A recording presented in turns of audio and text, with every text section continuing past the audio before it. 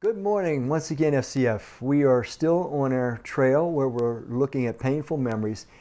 And I suppose of all the people in Scripture that I've ever read about, this one particular memory I think might be the most painful of anyone. It's one of those portions of Scripture that I always have a hard time getting through to this day myself, and I've read it many, many times. It's the portion of Scripture. Jesus has come to the end of his ministry.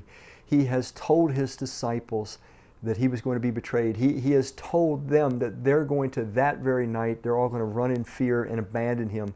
And Peter speaks up and he says, they might do that. They might run and abandon you, but Lord, I'll go to the death with you. And Jesus has to tell Peter, he said, Peter, this night before the rooster crows, meaning at sunlight, you'll deny me 3 times. And Peter still rejects even Jesus' words, says, no way, Lord, no way, I'll go to the death. And of course we know the story that as Jesus is arrested and being beaten and so forth, Peter is outside and he's questioned not once, not twice, but 3 times he's questioned, aren't you one of his disciples? And Peter each time denies that he even knew Jesus. Let me pick up reading in Mark's Gospel, chapter 14. And let me start all the way back in verse 66. While Peter was below in the courtyard, and one of the servant girls of the high priest by, when she came to Peter when she saw Peter warming himself, she looked closely at him. You also were with the Nazarene Jesus, she said, but he denied it. I don't know or understand what you're talking about, he said, and went out into the entryway. When the servant girl saw him there, she said again to those standing around, this fellow is one of them. Again he denied it. After a little while, those standing near said to Peter, surely you are one of them, for you are a Galilean. He began to call down curses on himself, and he swore to them, I don't know this man you're talking about. Immediately, the rooster crowed the second time. When Peter remembered the word Jesus had spoken to him, before the rooster crows twice, you will disown me 3 times.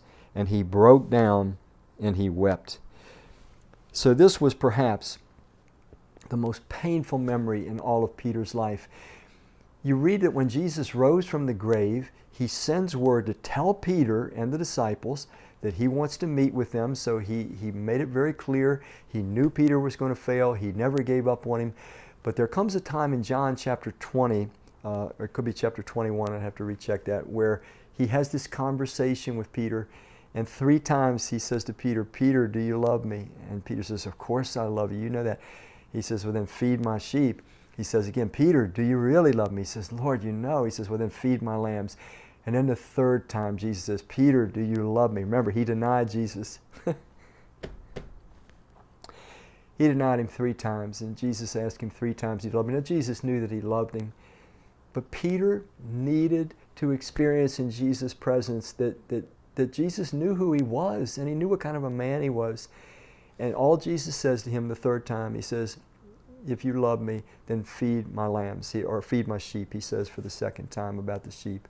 So we need to understand that even in our most horrific, painful failures in our loyalty to Jesus, it did not catch him by surprise. It is not fatal. It is not necessarily forever. Peter recovered from this and he served the Lord loyally for the rest of his days, and he served with great kindness and great compassion and great humility and great boldness. Not in spite of, I think because of.